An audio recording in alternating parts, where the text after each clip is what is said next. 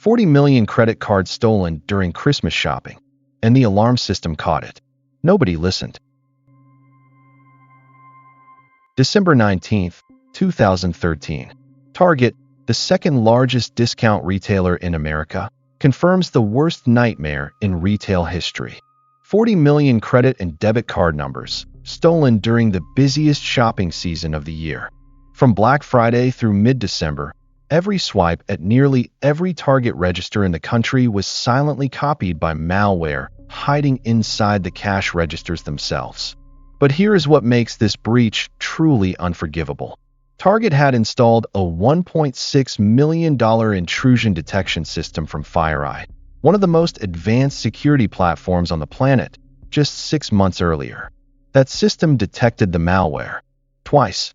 It sent its highest severity alert to Target's Security Operations Center, and nobody did anything. For 15 more days, 40 million cards bled out through the front door while the alarm screamed into an empty room. In late 2013, Target Corporation was a retail giant. $73 billion in annual revenue, 1,800 stores across the United States, 350,000 employees serving millions of customers every week. Target had just finished a massive technology upgrade.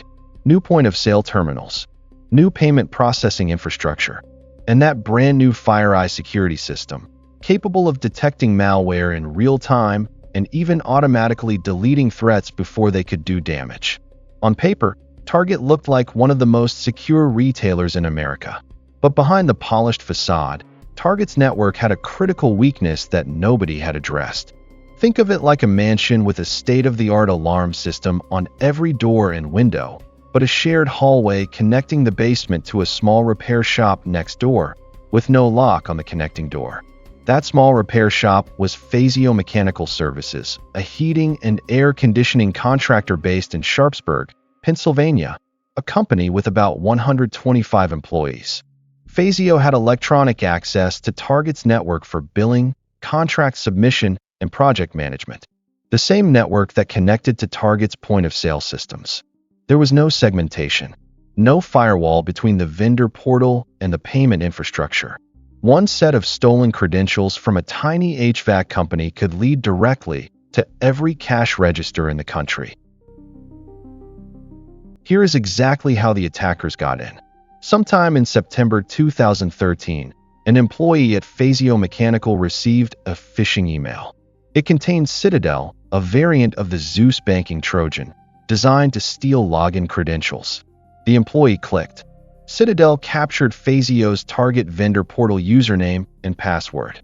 By November 15th, the attackers used those stolen credentials to log into Target's vendor portal. From there, they moved laterally through Target's internal network, exploiting the lack of segmentation between business systems and payment systems. On November 27th, Black Friday, the single busiest shopping day of the American year, the attackers deployed their payload.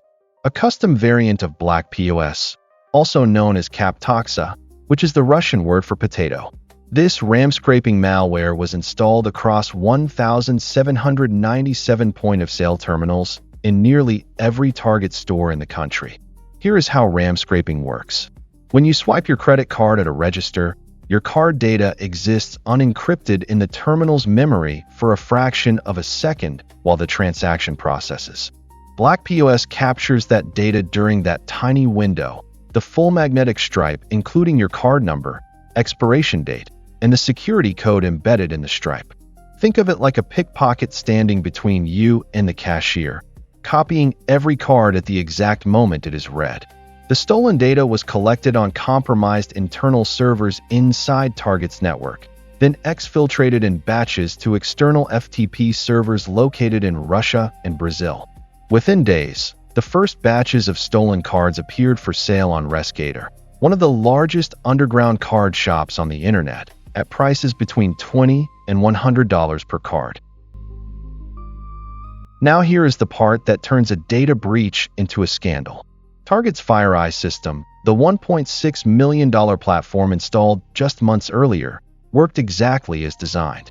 On November 30th, 3 days after the malware was deployed, FireEye detected the threat and triggered its highest-severity alert. The alert was sent to Target's Security Operations Center in Bangalore, India. The Bangalore team forwarded the alert to Target's headquarters in Minneapolis. Minneapolis did nothing. On December 2nd, FireEye triggered again. Same malware. Same highest-severity alert. Bangalore forwarded it again. Minneapolis again took no action. Here is what makes this even worse. FireEye had a feature that could automatically delete detected malware without human intervention. Target had this feature turned off. They chose manual mode. So the system that could have ended the breach on day 3 was essentially watching the robbery happen and filing a report that nobody read. For 15 more days, from December 2nd through December 15th, the malware continued harvesting card data from millions of holiday shoppers. Every transaction, every swipe, every PIN entry. Finally, on December 12th, the Department of Justice and the U.S. Secret Service contacted Target to inform them that stolen card data traced back to their stores was flooding underground markets. 3 days later, on December 15th, Target finally removed the malware. On December 18th, 2013, security journalist Brian Krebs broke the story on his blog Krebs on Security, reporting that sources in the financial industry had confirmed a massive breach at Target. The next day, Target publicly acknowledged the breach, confirming that 40 million credit and debit card accounts were compromised between November 27th and December 15th. But the bad news was not over. On January 10th, 2014, Target revealed that an additional 70 million customer records had also been stolen, including names, mailing addresses, phone numbers, and email addresses. The total number of affected individuals reached as high as 110 million. The fallout was immediate and devastating. Target's Q4 2013 profits dropped 46% compared to the previous year. The stock price fell roughly 9% in the weeks following disclosure. Target's CIO Beth Jacob resigned in March 2014. And in May 2014, CEO Greg Steinhafel stepped down, becoming the first chief executive of a major corporation to lose his job directly because of a data breach. The financial toll was staggering. Target spent $162 million in breach-related costs by the end of 2014 alone. An $18.5 million settlement with 47 states and the District of Columbia. A $10 million class action settlement for affected customers. A $39 million settlement with banks and credit unions that had to reissue millions of compromised cards. The total cost, by some estimates, exceeded $292 million. The Target breach became a turning point for the entire retail industry and American payment infrastructure. Within months of the breach, Target hired its first ever Chief Information Security Officer, Brad Maiorino from General Motors, a role the company had never previously thought necessary.